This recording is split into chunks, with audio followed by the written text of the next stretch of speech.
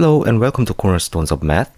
Today we are going to take a look at simple parametric curves, which mean that the equations for the curves on xy plane are defined using a parameter like this t. So the problem says, express the following parametric curves in y equals fx form, where the parameter t can have real values. Also indicate domains of each curve. Now before we actually solve the problem, let's draw these curves using the graphing calculator like Desmos.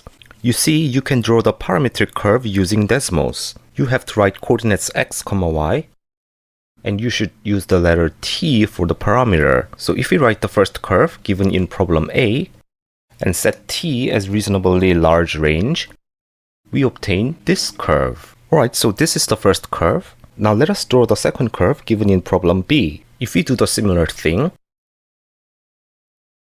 we obtain this blue curve. But wait, this curve looks exactly the same as the previous red curve, which was the parametric curve given in problem A. So what's the difference between two curves?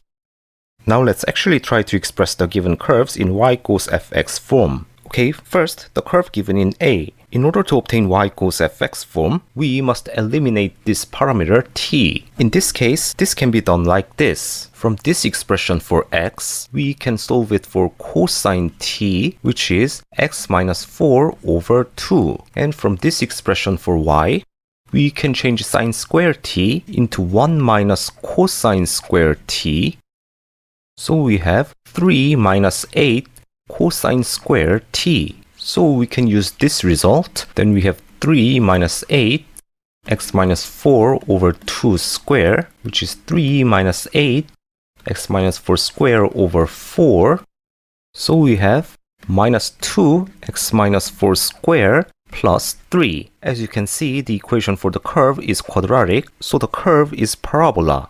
Now let us consider the domain. We start from the fact that cosine t is equal to or greater than minus 1 and equal to or less than 1. Therefore, 2 cosine t has this range, so 2 cosine t plus 4 has this range, and this 2 cosine t plus 4 is x, so we have x equal to or greater than 2 and equal to or less than 6. Therefore, we can write our answer like this: y equals minus 2 x minus 4 square plus 3, and the domain is this.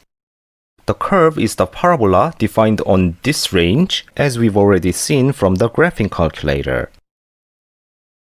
Now the second curve, where the expression for y is slightly different. Here, note that 1 plus tangent square t equals secant square t, and this secant square t is equal to 1 over cosine square t, so we have 3 sine square t minus 5 cosine square t, and if we change this cosine square t into 1 minus sine square t, we have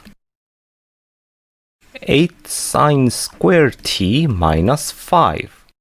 This is the exact same expression as in problem A, and therefore the resulting function must be also equal to A, which is y equals minus 2x minus 4 square plus 3. However, the domain is different. Here, cosine t in this range indicates 2 cosine t plus 4 in this range. Therefore, x is in between 2 and 6 as well. But we also have additional condition that points where tangent t are undefined must be excluded. These values are t equals n pi plus pi over 2, where n is integer. So t cannot have these values. When t has these values, cosine t becomes 0, hence x equals 4. Therefore, this x equals 4 must be excluded from the domain. The final function and the domain are therefore y equals minus 2 x minus 4 square plus 3, where x is equal to or greater than 2 and less than 4, then x greater than 4 and equal to or less than 6. And this is the difference which we couldn't see from the graphing calculator. Now the parabola has a hole at x equals 4. So in conclusion, this is the summary of the two parametric curves, their y equals fx forms, and their graphs on their respective domains. Again, for the second curve, the graph is undefined at x equals 4 because that's the point where tangent t is undefined. And that's all for today's video. Please like and subscribe for more math videos, and thank you for watching.